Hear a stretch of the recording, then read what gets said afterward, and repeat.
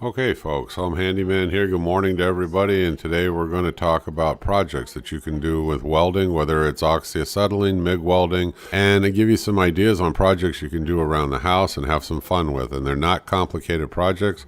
They're straightforward and simple, and you just need some basic tools. So let's go ahead and get started. Okay, let's take a look at the pictures I just put up. We'll start on the upper left corner.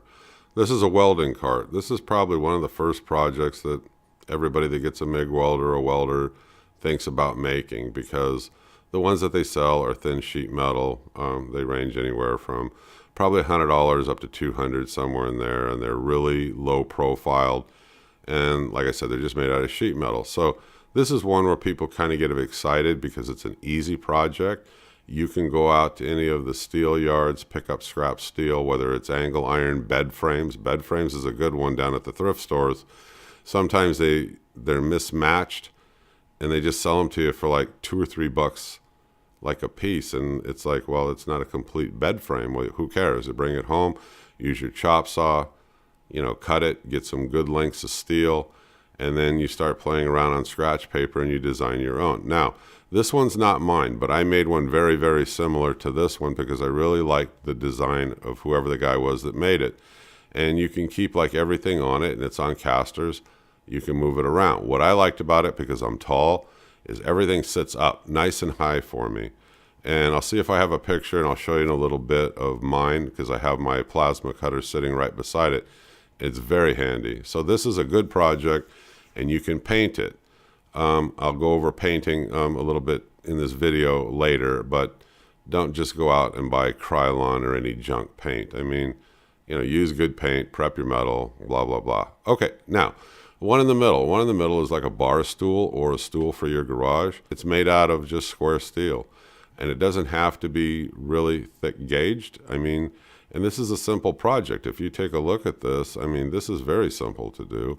It can be kind of fun, and then you can cut the boards. You can go down by pine wood or whatever you want at Home Depot or Lowe's. Okay, now the one next to it, those two cactuses, those are something that I made. I've made 3 or 4 of these now, and these are 2 that I had completed. And the way that I did these this time is I cut those holes in the bottom of that plate steel.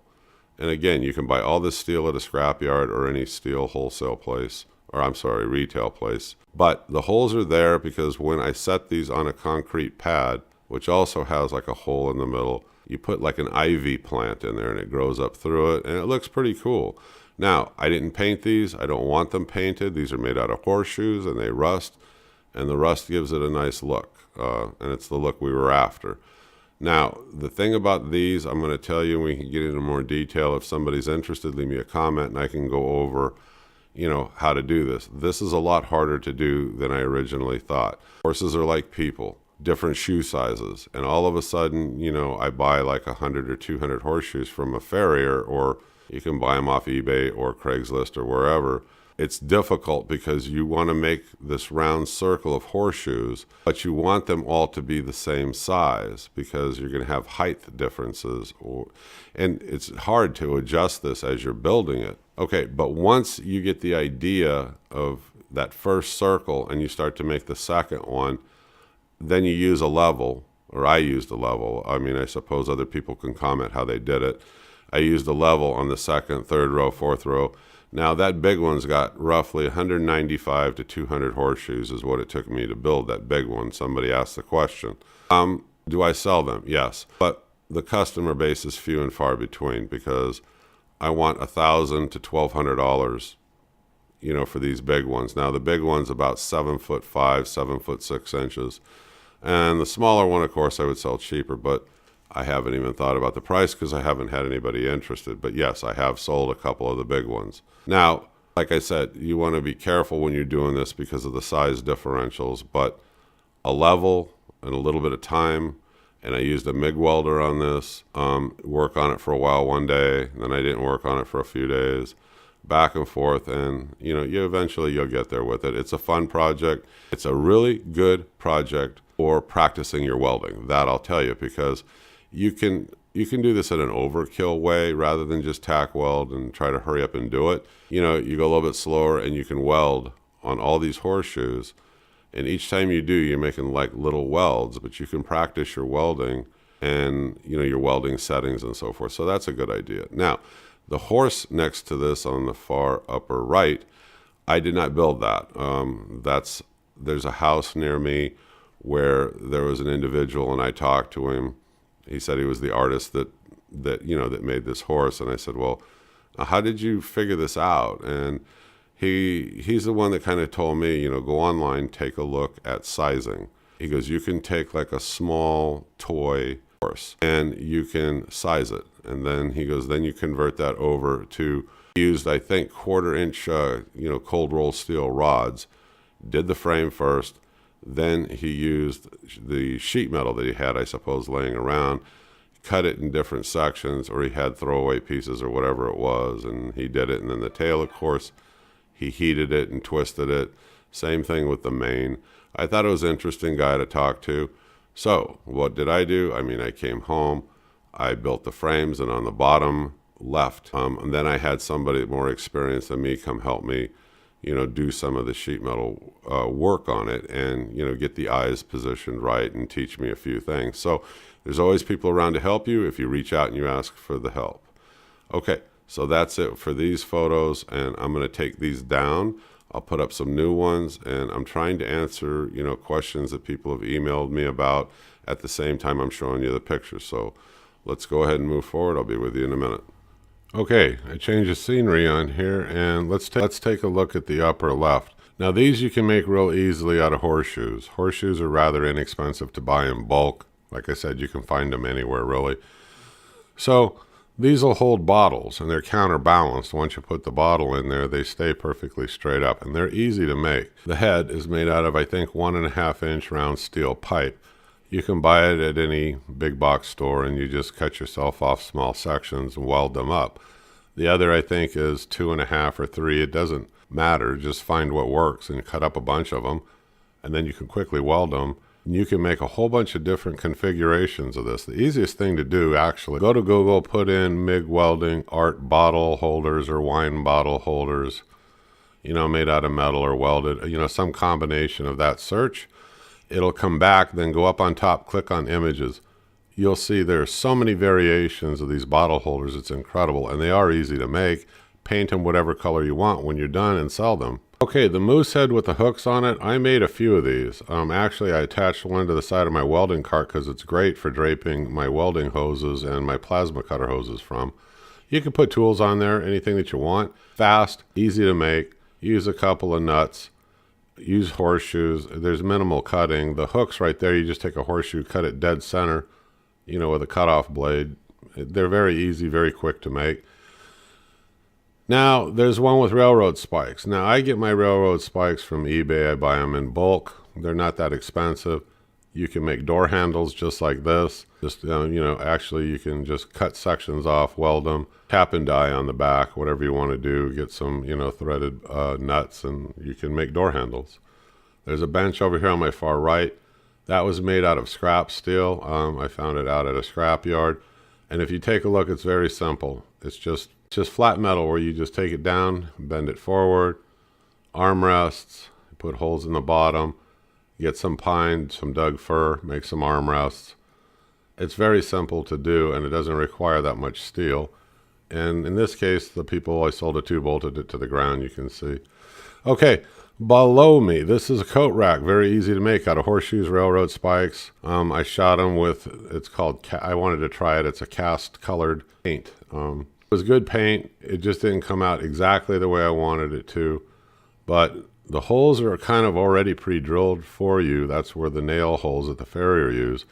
I just still drill them out. I just zap in some, drywall screws or some steel screws. You can measure, line it up. On the back of it, hang it. You can hang it a multitude of ways. You can put a groove in the back and hang it like on a nail sticking out of the wall. You can put wire backing. You can do a Google, or not a Google, you can do a YouTube search. There's lots of ways to hang these things when you're done. I won't go into that, but let me change up the pictures. Let's talk about some more. Sorry, there's one right above this coat rack I didn't talk about. You can make these quick and easy for toilet paper. Actually, you can make that shaft part longer and use it as a paper towel dispenser. Screw it into your garage wall. I've made those too. They're very easy, very quick to make. and you can see where you drilled the holes out and put the screws in. Okay, let me take these down. Let's get some others up to talk about. Okay, over here on the left, this is again made out of horseshoes. It's not mine. I didn't make it. I got the picture off of the web.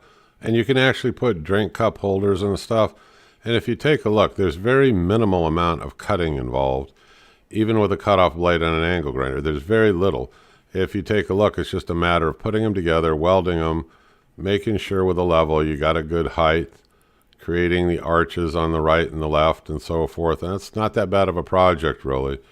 Count the number of horseshoes you're going to need before you start. That way you know you got enough. Take your time welding. Okay, now on the other side of me here on the bottom, let's go to the bottom. There's another bench. Again, this one's not mine.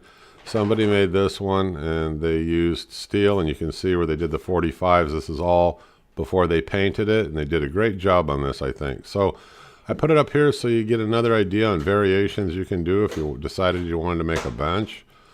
Okay, let's go to the top right. These are gussets. Now, somebody was trying to mimic, I didn't do this, somebody tried to mimic like rivets. You don't have to do that, but these super strengthen the corners, you know, for things that are going to be real weighty, like let's say you're making a welding table as an example, and you get down to where the casters are and so forth.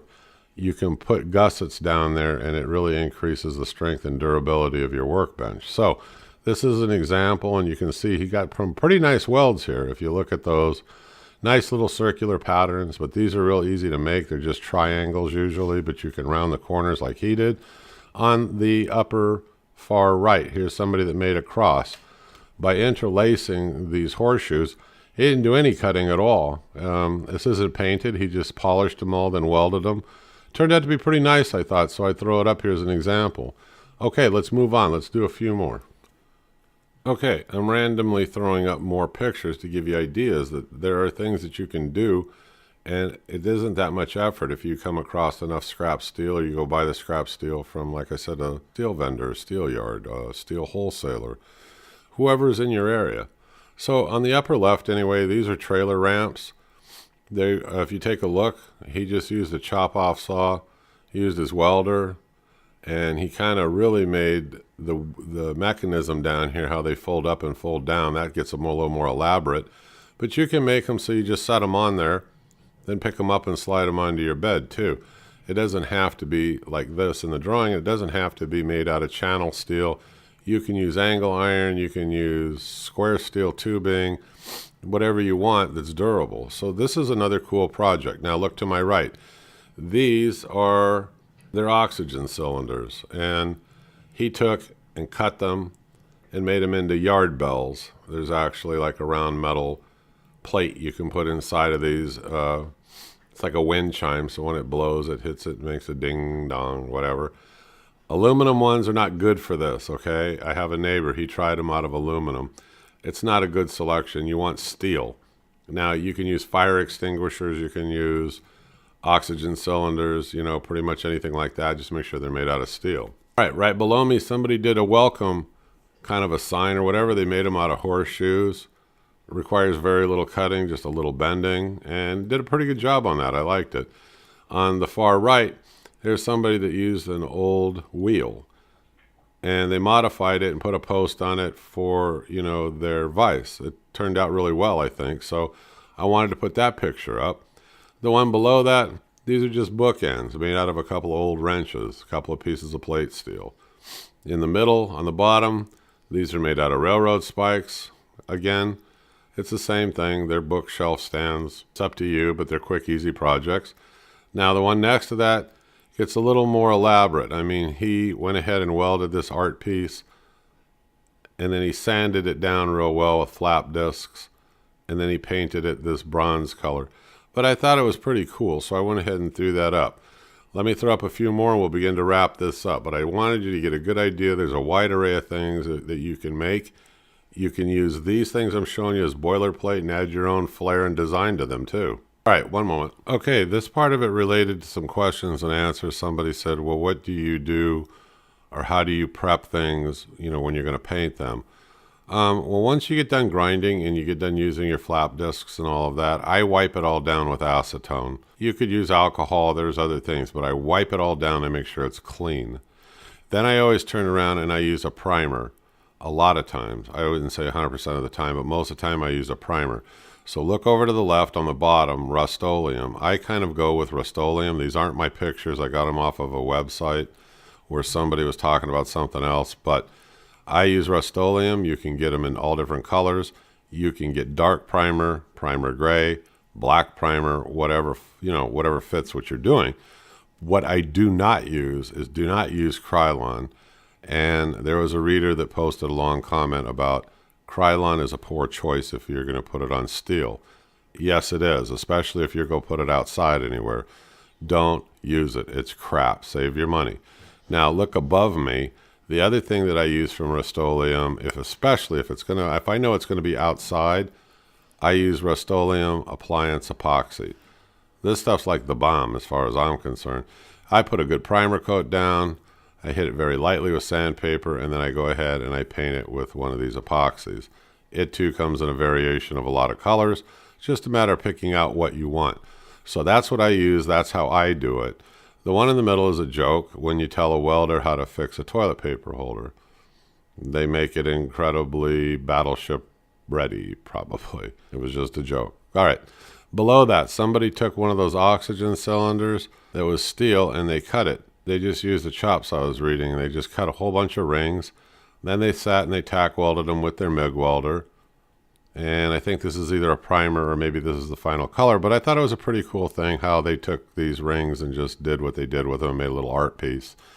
Now, the one next to me, that's the same picture I showed you a little bit earlier, because another comment was, I don't understand, how you would apply these gussets.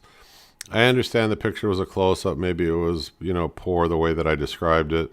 Apologize for that. Here's a workbench. Here's how you put the gussets on. And if you take a look down, if you're going down this, you'll see where they put gussets for the middle shelving. And actually, I've even put them like on a workbench towards the bottom where the casters are. It'll save you a lot of headache. For next to nothing, it really increases the strength and the durability of a workbench. That's pretty much what I've used them for. You could use gussets on a lot of things, but, I'm not working on farm equipment and stuff. I'm just, playing around hobby on the weekend. Okay, any other questions before we wrap this up? Yeah, there's tons of things you can do with horseshoes and railroad spikes, and I think that they're the cheapest way to go if you really want to get into just playing around and having some fun, or you want to sell the stuff. Now, those I know people sell these on the web all the time, and they ask all kinds of money for them. Okay, question. How much do I charge for them? I've charged like $25-30 a piece as long as I don't have to ship them. And I sell them here, there in spurts. And if I don't sell them, it doesn't matter. I'm not trying to make a living, but it's enough to fuel the hobby. It takes me, after you do this a few times, you can just really whip these out fast. So I don't know. I mean, it's a way to make a few extra bucks, like I said.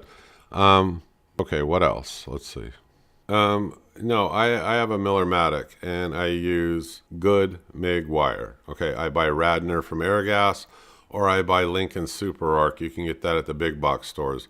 There's nothing wrong with these other wires if you want to use them. These are the ones that I prefer. They seem to burn nicely. What do I think of Harbor Freight's MIG wire? I tried it once, a small spool of it. I don't really like it. But does it work? Yeah, I mean, it works. I mean, you end up falling into what you prefer. I haven't tried everything out there. I mean, so, pick something up and try it. If you're not sure, get one of the small spools, the inexpensive ones, use it. Try a small spool of something else, and, you'll land on what you like. Those are my two favorites, my two go-tos, because those are the two places that I go in and out of frequently, and when I need it, I always have a backup roll. I don't ever want to run out and go, oh, crap. Now I got to get in the car, drive out and get it. So I always am one roll ahead sitting there. So next, tips. I get the tips from Harbor Freight. I really don't care. Burn them up, throw them out. They're consumables. If I get them out at Airgas, that's fine too. They're going to cost you a little bit more, but it's not a huge difference. I mean, so I don't know. Tips are tips. Okay, I had one of the readers comment. Hang on just a sec. Let me see if I can read this right. Okay, well, if I'm reading your question correctly, you're asking me like on the gussets and on some of this stuff, is it really necessary to make these super long beads? Because you don't believe that it is necessary. It's probably not, but who cares? I mean, look, you're practicing your welding at the same time, so why don't you just go ahead and over weld it? You know, who cares? I mean, these thick plates on these gussets aren't going to warp on you. Just tack them, you know, okay, it's like a welding lesson. I mean, if you tack them in the corners first with little beads, then you can turn around and make the longer ones. You don't got to worry about warping and stuff like that. And I think it's thick enough steel where you wouldn't have to worry about it anyway. But you're practicing, okay? That's the idea here. These projects, they give you practice too. So go ahead and over weld on them. It's not going to hurt anything. The parts that you think are going to look ugly, use a grinding wheel or use flap discs. You can take it down very quickly with like a 40 grit on a flap wheel. I mean, no problem. I mean, so don't worry about the over welding.